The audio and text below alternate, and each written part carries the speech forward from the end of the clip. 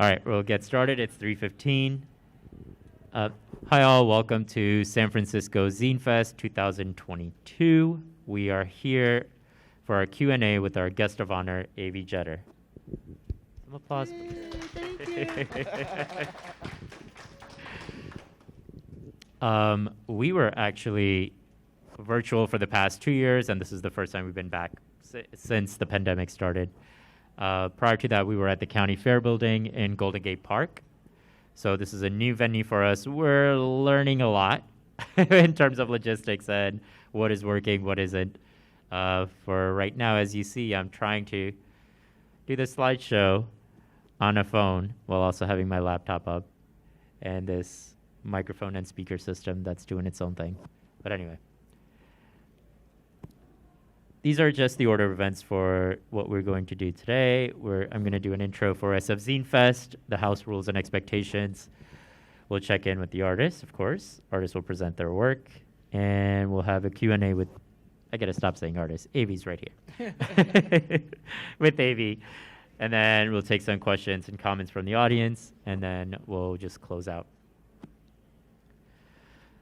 This is something we read, actually not in this part. Let me just talk a little bit about San Francisco Zine Fest. It was founded in 2001 as a gathering space for writers, artists, and just from around the world, but especially the Bay Area. As I mentioned before, we're held at the County Fair building typically, but now we're at a new venue, this venue, City View at the Metreon. And the 2 years before that, the past 2 years, we were having a virtual fest. We were very naive, as I mentioned previously, in that we thought we could do the first year that we were doing virtual fest. We wanted to still highlight at least over 100 people. So we decided to highlight about 150 artists and exhibitors. But the only way we thought we could do it was by having lots of days. So we had 21 consecutive days of virtual events. We hadn't done that before, and there's only 5 of us who are lead organizers who also have full-time jobs. So it was a lot. It was also a lot for our partners to just put up with us for 21 days of just the events itself, with all the planning that was involved. So last year, after having learned our lesson in 2020, but did not really learn the lesson too well because we still had 9 days of virtual events last year. But we then narrowed it down to I think 75 exhibitors. It was still great. It was a lot of fun, and a lot of things that we had during the virtual fest, we are now also trying to incorporate into the in-person festival. So it's great to be back here. Today we have over 200 artists who are exhibiting. We have programming related to printing, so there's screen printing and risograph printing, if you haven't checked them out. We had our panel, and this is our Q&A with Avy. There's also a kids zone that you can check out. Lots of things that you can check out. All right, and I'm sorry, the beginning part of the panel Q&A is just me doing a lot of talking, but then we'll actually get to hear from Avy, who's amazing, and actually see her work. Safer Spaces Policy. This is something we read at the beginning of all of our events, just so people know what the expectations are for the space that you are in. We are committed to, and I'm just going to read it off, you can as well. We are committed to providing a harassment-free experience for everyone, regardless of gender, gender identity, expression, sexual orientation, disability, physical appearance, body size, race, or religion. We will not tolerate harassment at San Francisco Zine Fest events in any form.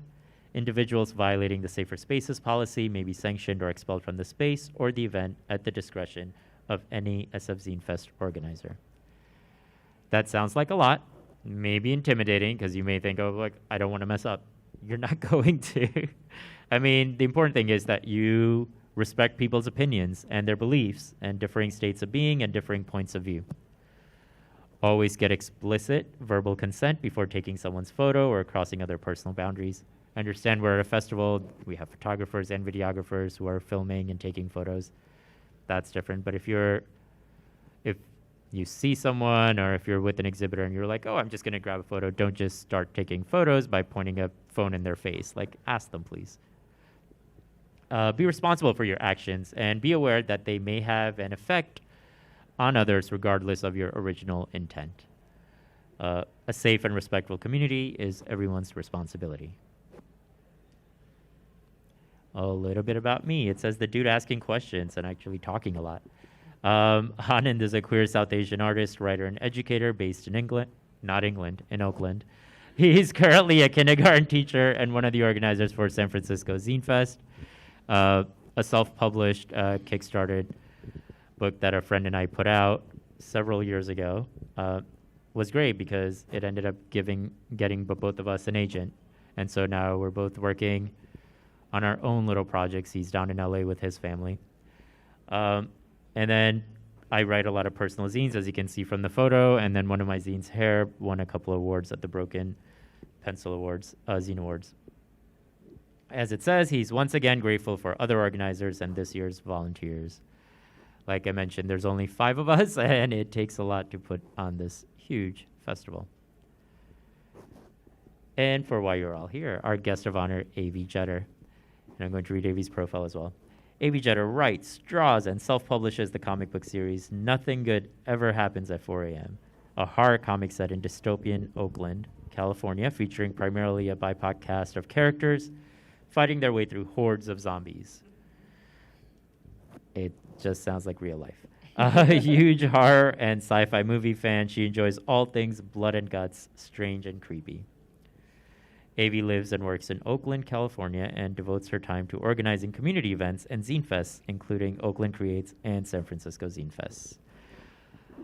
Round of applause for Avy Jetter, please. Thank you. Thank you. Currently, you may find her work in the comics anthology Artists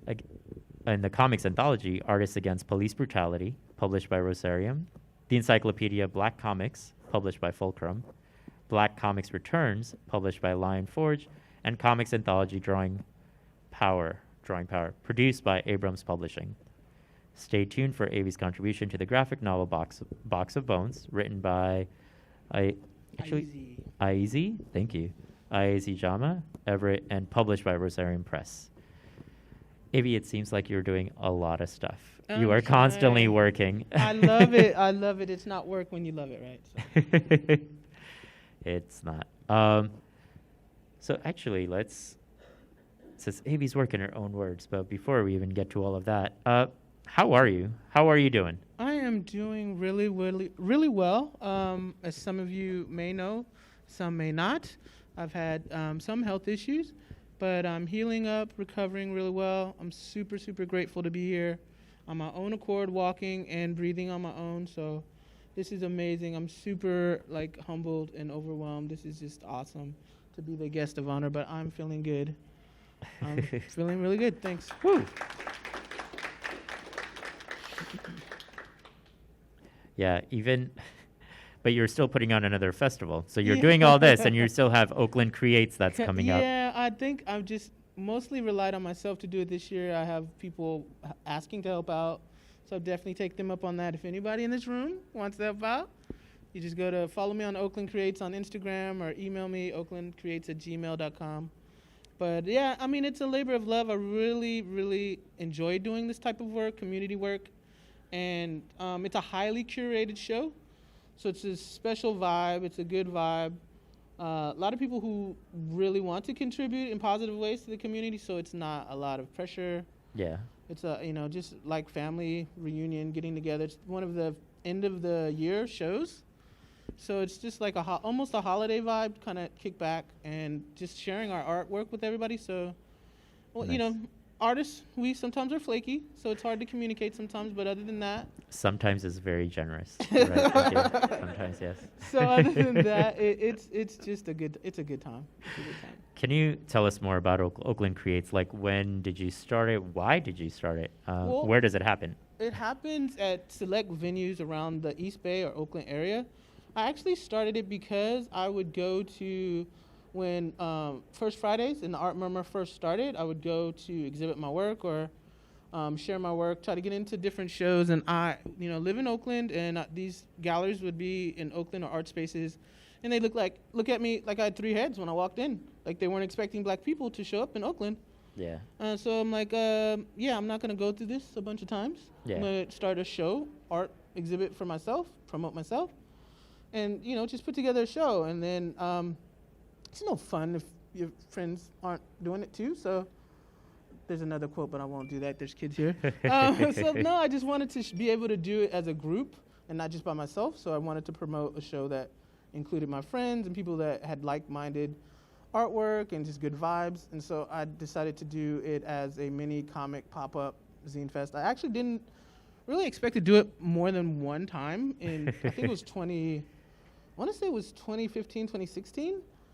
And so just every year just kept doing it. People kept responding and wanting to get together. So it's kind of just started out as creating a space, a safer space, a open, inclusive space for brown and black people in Oakland, just because the traditional spaces didn't want us there, really, to be honest. And I just wanted to be able to do it for more than just myself. So I started doing Oakland Creates based on that. Nice. Thank you for sharing that. I know right now there's a GoFundMe campaign that's going on for Oakland Creates, so you all can support that. Yeah, so I want to do a little bit of a bigger venue, a venue where there's outside, so it's a little safer because of COVID. So this has there's a couple of venues I'm looking at that has an outside area, so it costs a little bit more. And so it'd be great if you can donate. You don't have to. Definitely contribute if you can, if you want to. And is there a specific date yet for when it might be happening, or sometime in the month? First or second week in December. Okay. I'd really like to do it the second week, December 10th, but maybe December, I think it's December 3rd, but that's to be announced, and I'll update the GoFundMe and my Instagram, Oakland Creates Instagram too. Yeah. As I get closer. Applications should be open soon. After all of this is over with, put out an application so people can try to exhibit with us. Nice. Thank you. Okay. Want to talk about Nothing Good Ever Happens at 4 a.m. Great title, by the way. Why that title? And then tell us a little bit more so the rest of us can get some context on Sure. comic. I really love doing art at 2, 3, 4 a.m. in the morning. And people would just make jokes about how unsafe it is because I used to walk to the gym at 4 a.m. And that's really my favorite time, quiet time in the morning is 4 a.m. So I just said, why not make a joke out of it? And, my mom would always say, there's nothing but drug dealers and prostitutes out at that time of day. And, I'm out at that time of day, Mom. So, it just was funny to me. So I just thought nothing good ever happens at 4 a.m. That's what people think. So I thought it was hilarious. And it's a zombie series, comic book series. And I wanted to do a comic book where the primary protagonists were black or brown because we always die in the first 10 minutes of horror movies. So it's like, nope, we're going to survive this. One of us. So, yeah, it's a 4 or 5 teens get trapped in a corner liquor store. That's issue 1. And every issue, they're trying to figure out what's going on and find a way out, help their friends. And it's also a story about redemption and chosen family and finding your way through difficult times and being a part of a bigger community and finding each other. So as they go along, they find different, cultural groups. I introduce Asians and Latinos and black people, so you have to get along and work together to kind of survive the apocalypse. So far I'm on issue number 7. That should be out soon. Nice. Where is your... Just a side thing, where is your table? Where can folks find you here at San Francisco Zine Fest? Because I'm sure people want to pick up your work. I think it's table 45 near where the library is outside doing the workshop. So just as you're going outside, my table is right there. So close to the entrance as people come in. And exactly. All right, great. Your art is very, and we can actually see one of the things right there. So latest work. Yes. Yeah, your art is very visceral. I mean, there's, as you like gore, you like blood, you like all of this, and you feel it. And it's because of the way you use different, you use markers and you use ink pens and you're combining different things for it. When you see sweat on the characters, you almost feel like it's on there. It's very textural. How do you approach your art? Is this how you were always approaching this? What made you do it this way? Because you do a lot of analog stuff rather than digital work. Right. I traditionally trained to be a fine art painter. And I did a lot of printmaking, painting, and drawing in CCA, where I got my degree. And so I just sort of never got into digital art or electronic media. I just don't like the very super finished, flashy sort of almost cold but super glossy look to digital work. I respect people who do it, and especially if they have a super painterly style, like mimicking watercolor and acrylics and stuff like that. But yeah, I really was trained to do fine art, and so I just sort of transitioned into doing pen and ink and watercolor, even in the comics, just because I love the texture, like you said, the texture, just being able to touch it and have something that was in my hand, and just the feel of making on paper rather than on a computer. Okay, nice. Because we're doing this janky thing, do you want to slide? Oh no, I touched it. Okay. No, do you want me to just? I have it on my phone too, so you can. Okay, I can just flip through and then you can talk about some stuff. Sure, This is sure. latest work, and then marker and watercolor paintings. Okay. Yeah, I in the lockdown in 2020, I started a series of I have a COVID comic about my experience going to ER in March 2020. Or April 2020, and getting out and sort of wanting something that would be healing and soothing. So I started doing a lot of geometric shapes, just plain shapes. And so these drawings kind of came out of that, and I started incorporating people into the geometric shapes that I was doing with markers, and just sort of meditating, and just really, it was really relaxing. And then I started incorporating watercolor, ink, and portraits onto it. And so that's where you kind of get the combination of the two. I'm gonna keep sliding. Yeah. Sure.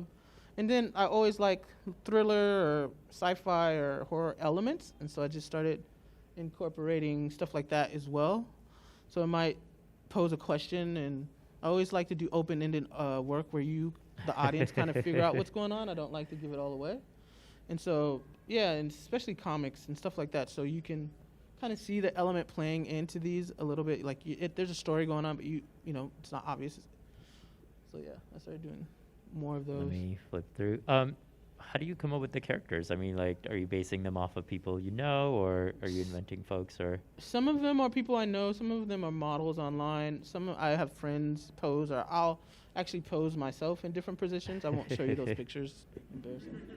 But yeah, so it's a combination of things. Even like if I'm doing a self-portrait, I usually will take a photo of myself, just so I can get the reference right.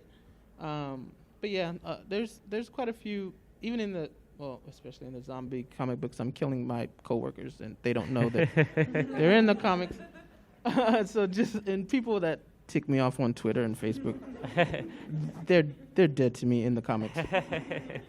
Do your coworkers know about your work? No. Like, no. Come on, you're not gonna tell them you're the guest of honor. No, I keep it separate, just because politically it's easier.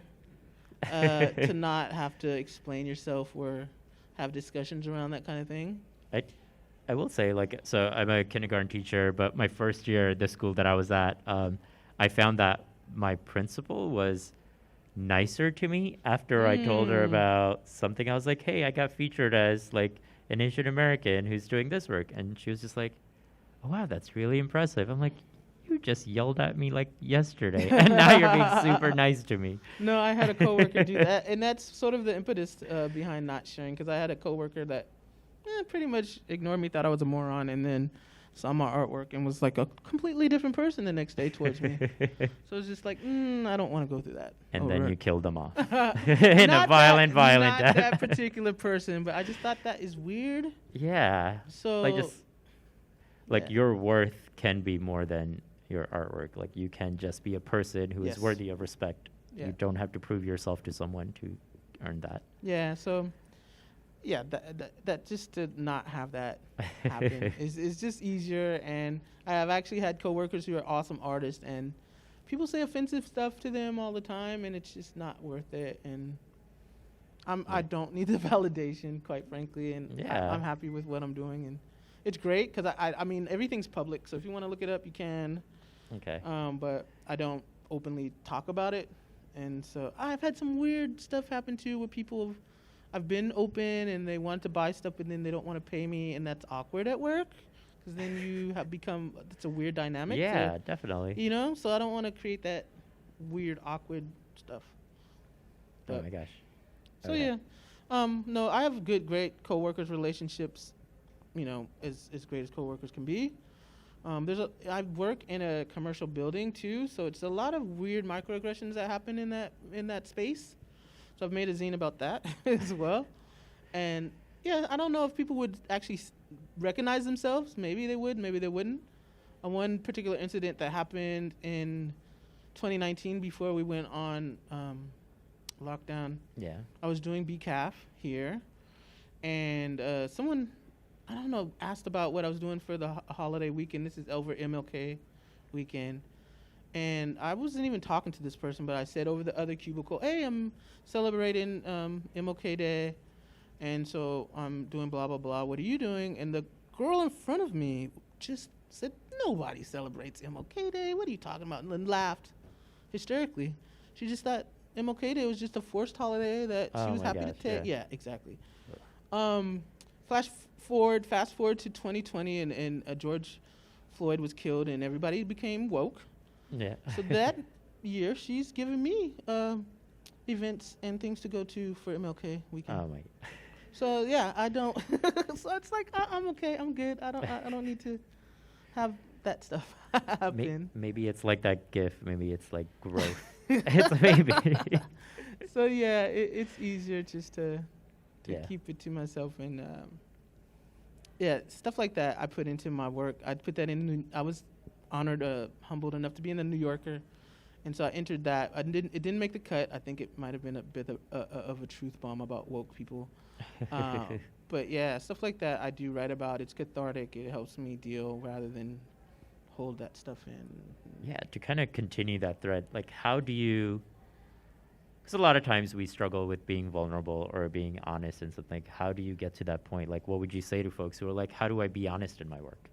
Oh gosh, I just arrived at that place like a couple years ago because of doing zines and zines, personal zines, and doing Zine Fest like this, and meeting other artists that were super open and super out there, and like Lawrence Lindell talking about his mental health issues, or other people talking about their health issues. I would have talked about anything personal maybe 15, 20 years ago. Yeah. And just by doing these Zine Fests, I'm like, oh, it's okay. I mean, the world's not going to end. You can talk about your stuff and be more open. And like I said, don't hold that in, because it starts to affect you mentally, but also physically manifests in you. So I think if someone wants to start doing that with their own stuff, I think just becoming, actually, as I grew more mature, I became just more secure with who I am personally. So it was easier to share my art, but also think about who you may be helping too. Like, a lot of times we are in our own insular bubble and we think that we're the only ones going through stuff, but a lot of times people can relate. Yeah. Which is really cool, because I didn't think anybody could relate to the stuff that I was writing about. And then I would have people come to me and say, oh gosh, I'm going through the same thing, or, you know, I have a friend, or, you know, even allergies or stuff like that, because I do a zine about how funny it is to have really, really bad allergies. So that has been one of the cool things about just the zine community, or going to Zine Fest in general, where when you're tabling and then people approach you, they find it relatable, and you realize there's an audience for your work, and it's not just your work, because you feel like you're telling your own personal stories, but it turns out you're also helping tell the stories that others have, that they're not there yet, they're not making their zines yet, they don't feel comfortable being that vulnerable yet, but you are doing it for them, and they appreciate you for it. And that was also something I think that helped me realize. I was like, oh wait, I don't hear more stories about queer South Asians, so maybe I can write those stories, and maybe they'll help someone else. For sure. Tell more stories. I'm writing a zine about grief and loss and loneliness. I lost so many people over the years, and then 2021, I lost 2 brothers within the span of 4 months. And so just writing about that just helps me process and helps me heal. Yeah. And I know other people are going through that. I actually met someone earlier today that does work around preparing to die. Like, you might have a chronic illness, or you might know that you have something that you're planning for your death, and how you approach that. And so these are topics that are hard sometimes, but I think it's easier if you do meet people that aren't afraid, or people that are sharing the same ideas and in that same space. Yeah. Who is your we talked about an audience, and it seems like you're writing to process for yourself while you're also writing for others? Like, do you have a target audience that you have, or even an age group that you're thinking of when you write I'd say or create? definitely when I'm creating the zombie comics, I'd say, oh God, they're not rated R, but they're definitely mature. So I do tell kids if they're under 12, get your mom and dad to approve it because there's cussing, there's violence, obviously. Yeah. Because it is just fun for me. I was giggling, killing people through my first issue, so it's no holds barred. And Hey, it's healthier than actually killing people. right, hey, exactly. So no, I think it just depends. Like the zombie comics, definitely, I'd say 14 and up. And I think anyone can read my zines about my health. It's just maybe they don't. If you're younger, you might not have experienced death or experienced illness, but there's good stuff in there for them. Because I do mental health zines about how to navigate trauma and just how to self-care and just explore that area. And I don't think that's age specific, so anybody could read those. And the Black History Month zine, you just want to learn more about American history and Black American history, then those are for anyone too. Nice. I'm going to just cycle through some more of these. Sure. But if you talked about perzines a bit. Yep. Definitely. My allergies I was just going to say, I think you and I have talked about allergies enough times. But yes, you've definitely mentioned allergies before. There you go, allergy woes. Yeah, it's been a constant struggle, and it's weird because I think California has so many fires and stuff, so a lot of people that may not even had allergies before are suffering from the smoke and the ashes and just the nasty air quality. So it might not even be allergies, it just might be you're breathing in a bunch of gunk. And so it's just relatable, I think. And sometimes I think it's funny. I have food allergies, so in one of my previous zines and one of my previous comics, I'm on the toilet because I ate dairy. So I mean, it's just funny to poke fun at yourself too. It's like, why do I do this to myself? Yeah, definitely. I think when running zine workshops as part of San Francisco Zine Fest, we'll go to libraries and everything, and people who participate, adults and kids, are like, I don't know what to write. And I was like, write anything, really. Like our guest of honor is writing about going to the bathroom because they ate dairy. You can do this too. Yeah, for sure. And a lot of times it's just people just want the zines to be so perfect, and they think it's like the zine, it's going to be the next great thing. And I'm like, it can be, and it's fine, but it's a zine. Like, really express yourself. Say whatever you'd like to say. For sure. And it's perfect in that way. Yeah, my COVID comic is, it's on the back it says, what a trip, because I didn't plan on going to ER. And just that whole experience of the first, anybody know how 2020, the first COVID test, first swab in your nostril, bro. Like, oh, yeah. That was death-defying. Like, I'd make fun of myself in there. My friends were in the ER. They couldn't stay, but after they saw me take that COVID test, they're like, what is going on? Yeah. Like, you're kicking your feet. Like, what is that? Like, what's going on? It's horrible. Horrible. And I thought it would be hilarious to do it from somebody else's point of view, because afterwards I could laugh. At the time, it wasn't very funny, but now it's pretty funny. Yeah. And we're saying this while we're all masked. Yeah. We've got hand sanitizer stations out there. And I tested myself last night. It's still no fun, but at least I was doing it, so I'm negative, by the way. Thank you for letting me know this now. I'm vaccinated and all that, but I just like to be sure. Next up, we have something about ink drawings. Yes. Can you talk a little bit about that? Yeah, I actually started doing Black History Month drawings every day during the month of October. October, I'm telling on myself. February, because Inktober, I don't know if anybody heard about the fiasco about Inktober, where the creator decided that he would copyright it and you can no longer use the word Inktober. So it used to be a big deal, and then people were doing Inktober during the month of October, and one year he decided to put out his own Inktober book and copyright the trademark, and so people got cease and desist letters if you use the word Inktober. So I said, forget that. I'm not going to draw every day in October. I'll do it in February. Yeah. So I started doing ink drawing every day in February. So I compiled a zine in 2018, 2020, and then I have one for 2021 I haven't published yet. But yeah, that's how that started. I just wanted to get better at drawing. And it's really cool to see the progress from 2018 to 2020. So it helps you just be, for me, just more skilled and more precise. And I actually started doing ink drawings because I wanted to get better at pencil and have a greater touch and sensitivity to pencil. And so with ink, you have to go with it. Like you make a mark, you don't get to erase. Yeah. So I started doing ink to get better at pencil, and I have. And so it's really a great medium for me. I really enjoy it. What are the tools you use the most often? Like you're using? I use a real basic. I'm just gonna scoot the chair up. Yeah. I use a real basic Uniball Vision. I think it's a steel tip pen. It's an office pen. You can get it in packs of 12 for like $10. Just because it's a very uniform line and it's a steel tip, so it doesn't change. The amount of ink comes out the same every time. Yeah. And so I do a lot of cross hatching, a lot of shading, and so for me it's important. And actually, really becomes soothing and meditative to keep mark making like that, and you get into a zone. Yeah. So yeah, I really enjoy ink just because of that. I can get lost in doing it. Nice. One of the questions I'd sent you some questions before, and one of the questions was about how do you approach your work? What is the process? And like I said, you're more into hands than digital art. So looking at your work usually, because there's so many layers to it, I'm always like, oh, I want to try this, but I'm like, this feels very intimidating. There's just so many different steps that you're doing. So how do you plan it out? What is the process? Oh, wow. When I first started doing ink, I almost feel like I over-detailed drawings. Like I would start drawing a blonde, blue-eyed 16-year-old. By the time I was done, she looked like a 90-year-old black lady.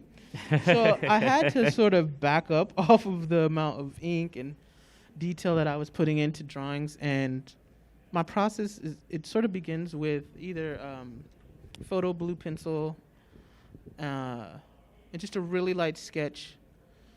And again, I go back to my traditional training of how to draw faces in portraiture and be very render things very precisely.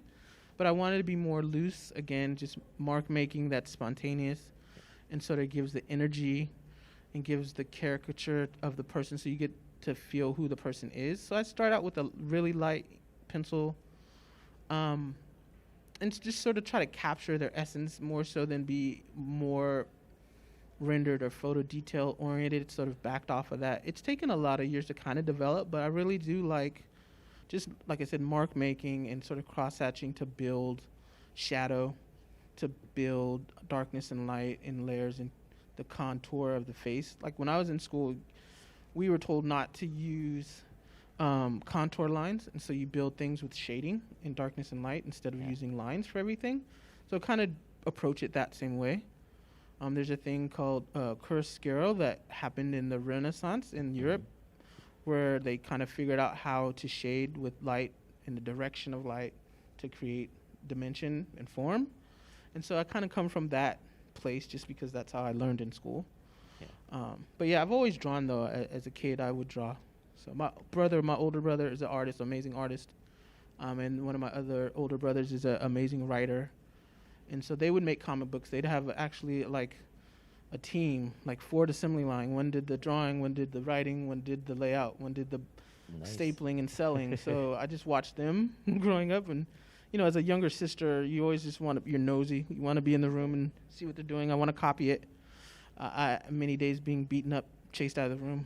It just inspired me to do art myself. But, I mean, like, hey, they never got to be guest of honor of San Francisco Zine Fest, and you're here now. I hope. That's funny as, you know what, that's so hilarious to me. One of my brothers, he's, like I said, he's an artist. He doesn't draw so much now. He designs websites, but, yeah, his wife said I mentioned his name in something I was doing, and they couldn't deal with him for a week. His head was so big. Did you always want to be an artist? I mean, it seems like your brothers were doing it, so. For sure. And I think I was just the one that continued to draw. Like, you drop off, stop drawing. Yeah, in definitely. 8th grade or something, kids usually stop, but I just kept drawing. Yeah, it was just a nice, quiet, safe place for me. I played a lot of sports, too, but girls really weren't accepted in sports, so I just focused on the arts and humanities side because I like to write as well. So. Okay. I'm going to focus a little bit on some lighter questions about your own work and what you think about your own work. But before I do that, I was going to cycle through a few more slides that you were doing. Oh, monsters and mutants. Yeah, anything creepy, gory. I love horror movies, even the B movies like The Blob or Freaks from Outer Space. And that's tying into that. Like, so you enjoy horror and sci-fi. What are some of your influences? George Romero is big. Tom Savini. Oh my God, it's slipping in my mind. The guy who directed Nightmare on Elm Street. Yes, Wes Craven is amazing. So those are huge influences. And just even like Stephen King, writers like Stephen King. When did all these folks become influences? I mean, were you like an 8-year-old going like, yes, this is what I want? Yeah, yeah. Totally. Like I started reading when I was like 3. So one of my older brothers started reading really early and he encouraged me to read. So I was reading V.C. Andrew books, like in Stephen King books when I wasn't supposed to. When I was like 7 and 8 and watching Halloween on TV when I was 7 or 8. The only one that really my mom said don't watch, and I snuck on the stairs and watched them watch it, was The Exorcist. About 10 minutes of that, I was like, no, ma'am. You were right. I shouldn't be watching this. But yeah, I was a little kid just totally enthralled by that stuff. Just love it. And the funny thing is, my friends know, if you know me personally, do not call me if you have blood, guts, throw up, none of that. No, ma'am. Yeah. I'll call an ambulance, but don't ask Avy to come do it. I'll be throwing up with you. But no, I don't like it in person, but I love it on TV and in comics. It's kind of funny. I'll share a random story at school. So on the first day of school, I'm a kindergarten teacher here in San Francisco, and we have monkey bars, of course, on the play structure. I see where you're going with this. Yeah, a child, tiny child, 5-year-old child, just on the big monkey bars, and they fell. And it was not great, but it was very interesting because the child then got up, but the arm was just the other way. And they were so much in shock that they were just like, I fell down. I'm like, you did more than fall down. Like, there's other stuff happening. Oh, I had a similar story too in daycare. Young man fell off the slide, and he was a little guy, and he fell, and you could hear it. It's just, and he got up, and his bones were stacked. Oh, and it's one time that he cussed like a sailor, and it's okay, you can cuss because I can see your arm almost through your skin. So, well, I'm calling your mom. Come with me. But he said every word. I think I blushed. I never heard that many cuss words. But it's okay because I know you're in pain.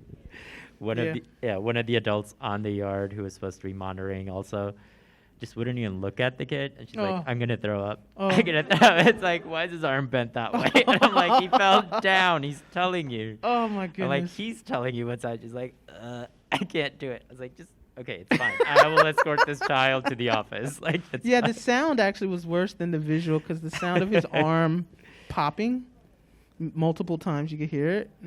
I know, sorry. I just feel like you're remembering a lot of this because, I mean, that's what you're drawing. For sure. Well, I got beat up by my brothers. Nobody else could beat me up, by the way. But my brothers, they tackle, and yeah, so that was, it's trauma. It's in there. It's in the comic. But yeah. What's a horror film or a sci-fi film that you watched? It could be a show, anything. What's a media that you watched recently that you enjoyed? Gosh, there's so many. I'd want to say the most recent is Black Phone. Has anybody seen that? Oh my God, it's so good. Yeah, there you go. Black Phone is really amazing. And I could watch Halloween Kills like a rom-com. So that and the remake or the newest version of Scream 2022 is pretty good. Yeah. But I like weird, sort of odd things. So The Invitation. Has anybody seen that one's a good one.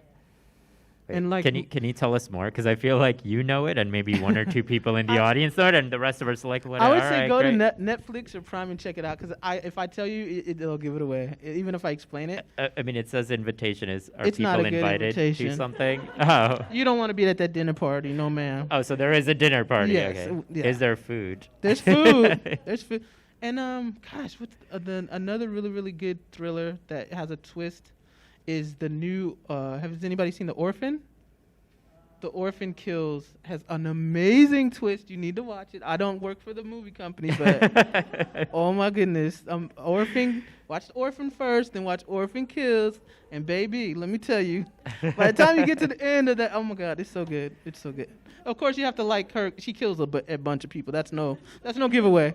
But so if you can handle that, but it's amazing. Orphan Kills is amazing. Is it like an orphan who makes other people orphans? I can't What is the tell premise you, of this? I can't really tell you the storyline. Okay. Actually, if I do tell you the story, it gives it away. All right. Because there's a we're great gonna have twist to in the first one, and then a more awesome twist in the second one. okay. Turns out they're not an orphan? Okay, now I'm You- trying to guess too much. I'm yeah, trying yeah, to guess.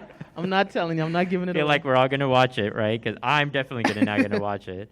Catch up with you at the next Zine Fest. Oh, you're gonna Maybe be, next year we're all going I- to be back in this room. We're like, guess what? These are some more I'm recommendations. telling you, if you watch it, you're gonna call me and be like, "Oh my God!" On a black phone or something. Hey.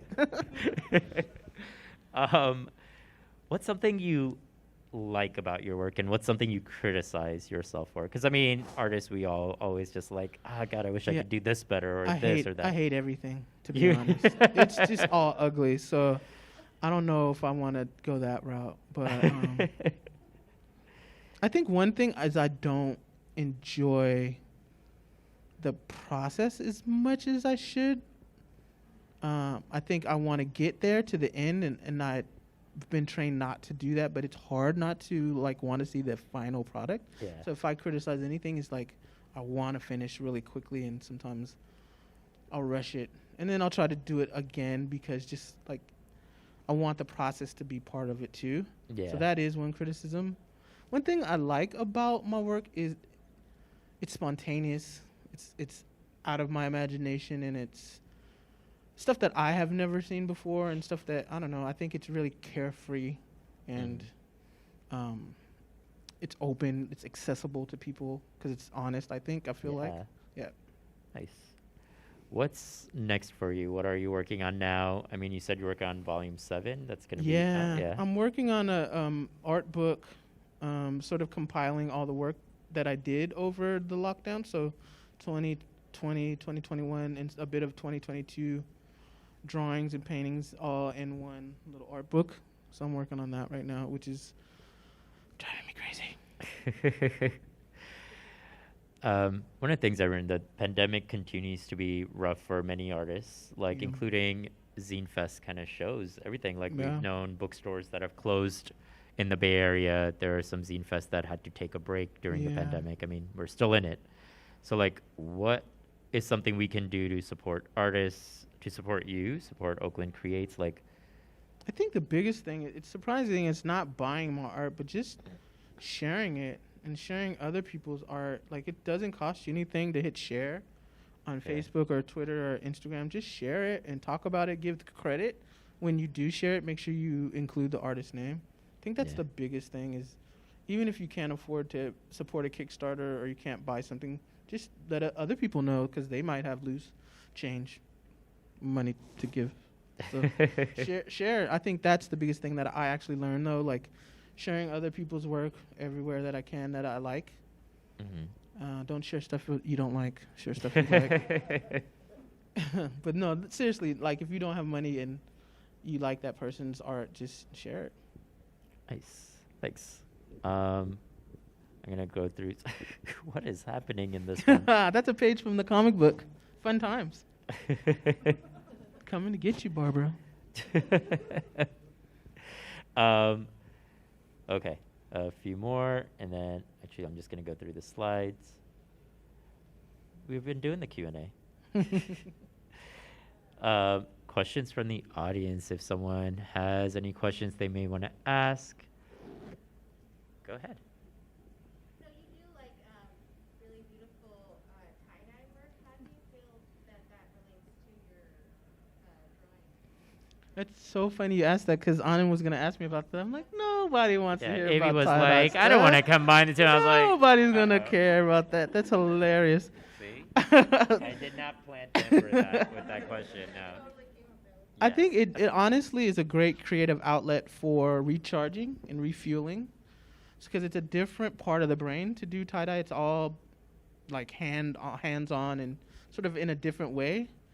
Like my brain has to work in a different way to get the folds and the designs and use ink that's, something more visceral, like in your, you know what I mean? The ink and the dye, and sometimes you're elbow deep in dye and using all these freaky chemicals and all that bleach retardant and then shampoos and, professional dye removal. And it's just a totally different way of approaching art because I think of it as an art. So it's just a different realm, but it definitely gives me a break, like emotionally and mentally from drawing, because I feel like, especially drawing portraits, sometimes gets really intimate. And so just to go into that other realm just gives me a nice healing and break. But if you guys know Yael is out there, we did a collab, not to plug my own stuff, but I did the tie-dye shirts. She did the screen printing, and they turned out amazing. So that's a nice collab to work with other artists too. So. Yeah, thank you. Anyone else? Because then I want Avy to share a story about something else for a bit. Okay, I'm gonna move on. Wikipedia, Avy. Oh my goodness. It happened. It happened. I remember getting a phone call from a panicked Avy going like, I'm on Wikipedia. Why am I on Wikipedia? And so actually one of my coworkers does web-based design, and she's a webmaster for our work. She's like, oh, you could just look back and research it and see who posted it. I'm like, is this an enemy? Who posted this? And it was pretty flattering. It was actually mind-blowing. They, school, I believe in Arkansas or Oklahoma, had wanted to give kudos to black women in comics. And unbeknownst to me, I was somebody they studied, and they were like, we're going to make a Wikipedia page for you as a project. In the art class, and I didn't know it was happening. I just Googled myself one day. That sounds nasty. I Googled myself one day, and here pops up this huge. I'm like, what is this? Oh my god! So random. It was pretty detailed. So it was thorough. I'm like, I didn't know that stuff about Avy. And it's like, how did they get this? This random student. Yes. They did research. They did research. They listened to all my interviews and like printed and video. I was like impressed, but scared at the same time. But yeah, it was freaky. It was odd. And like, luckily my friend knew how to like do the background check and see it was a normal person that did it. So I just realized, we're talking about this person like they were just random student, but random question. Is anyone here from Arkansas or Oklahoma? Oklahoma. Are you a student by any chance? They're just there taking notes. They're like, yeah, got this. Got her. I'm in the room with her. She doesn't even know. Oh my goodness. Okay. We just want to share like where to find Avy's work. Avy's on Instagram, Facebook, Twitter, Patreon, like a million other things. Yes. But at Nothing Good at 4. Right. SF Zine Fest, tables 45, 46. So we just have like half tables as the table numbers. 45, 46, and it's near the entrance. So you can find stuff there. ASL interpretation provided by Nicole Watson and Rob Marino. Yay, thank you guys so much. Thank you. Microphones and speaker provided by Wonder Dave. Sweet. TeamWonderDave.com. And I'm only mentioning this because, again, we would not have had the mics or the speaker if my friend's ex, Wonder Dave, So did not awesome. randomly have them, was very generous. And he's like, I'm going to show you how to use it. So I learned how to use all of this just last night, quickly. Nice.